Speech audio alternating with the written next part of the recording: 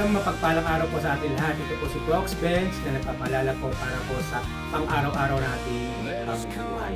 Sabi nga rito sa mga ngaral, 8:11, sapagkat ang hatol laban sa mga samang gawa ay hindi agad isinasagawa. Kaya't ang puso ng mga tao ay lubos na nakatuon sa paggawa ng masama. Ito po yun. True. No, ang ating Diyos po ay nagbibigay po ng mahabang pagpapabigay ng pagpapatawad kung ikaw ay lalapit sa Kanya.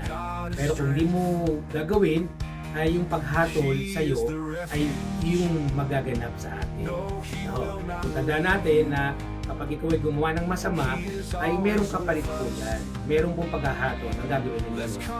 Minsan, kung nangyayari na yung tao na gumagawa ng masama ay patuloy na gumagawa ng kasamaan dahil hindi pa niya na naramdaman yung paghatol. At huwag natin po yung asamin o asahan na sa huli ay doon po tayo magsisisi na nasasabihin po natin sa ating sarili na bakit hindi pa ginawa doon ang pagsisisi.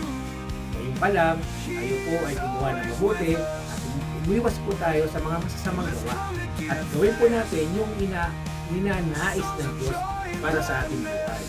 Simple lang naman, di ba? Mabuhay tayo ng maayos, mabuti, at magtapos sa Diyos at gumagawa tayo ng mabuti sa ating kapwa.